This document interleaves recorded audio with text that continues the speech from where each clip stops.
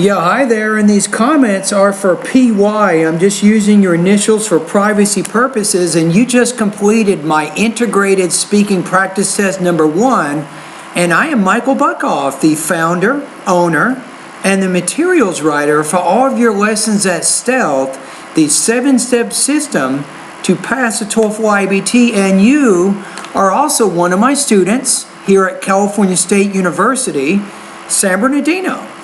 So let's hear what you have to say in your response. The reading passage discusses that advertising has political effects on people's lives. The listening passage discusses that advertising has economic effects on people's lives. Now, I think so good so far, but I'm having some problems with your recording and also with your pronunciation, so you want to make sure that you clearly pronounce the words that you say. And I'm not quite sure what you did between the reading and the lecture. I want to listen one more time for something. Hold on. It discusses that advertising has economic. The listening passage discusses that advertising has economic effects on advertising has political effects on people's lives. The listening passage discusses that advertising has economic effects on people's lives. First of all, now, I don't think the lecture disagrees in this case. What is the lecture doing? You have the reading, which is talking about the political effects of advertising. The lecture is adding to that information by explaining that advertising also has economic effects. So it doesn't really oppose the points made in the reading.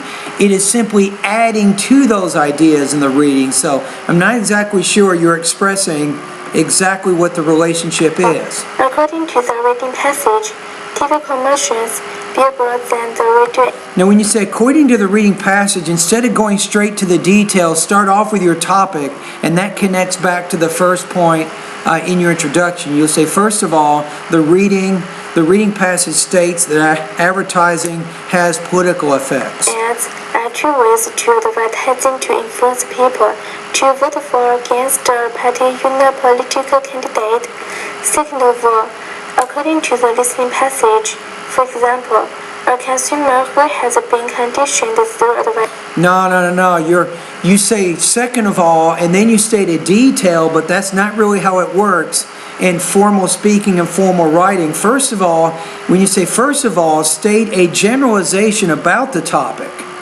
The listening passage claims that advertising also has economic effects. Then when you say, for example, then you use the example to help illustrate the generalization that you've already mentioned. Advertising would buy a certain brand of toothpaste which he has seen. The advertising may be good or bad.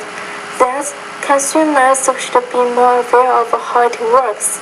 In concluding, the reading passage and the listening passage agree that advertising has political and economic effects on people's lives. There. The reading passage is. So it's okay there. I mean, in the end, you have your conclusion where you tie the ideas together. So that's okay. All right, let's take a look at your score here. So delivery, it's tough. It's difficult to understand what you're saying, so there's a lot of different areas you want to work on. So I think mainly in the second part of my course, you want to focus a lot on what's called sentence rhythm. I think is important, the combination of stress and unstressed words in the language, then focus on intonation, and then focus on thought groups and blending. I think you need to work more in those areas, in the pronunciation area of my course.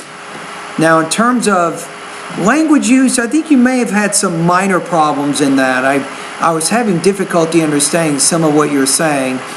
So topic development, I think I gave you the suggestions, how you can start the speech and make sure you start with your topic, which is your generalization about the idea, then you get more into the details.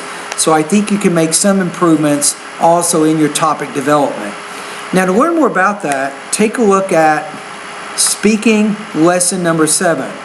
That lesson goes over what's called, there's 2 things to make your speaking coherent. One, unified paragraphs, and then use those 4 cohesive devices, you're not unifying your paragraphs under the heading of a good topic sentence. So I think you need to learn a little bit more about how to do that. So go to speaking lesson number 7. Okay, your score. Looking at the rubrics here, I'm going to put you at about 2.3 out of 4. That's going to put you about 18 points out of 30.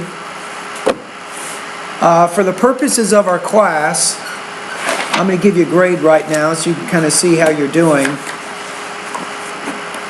2.3, that's going to put you at 80% on this particular practice test.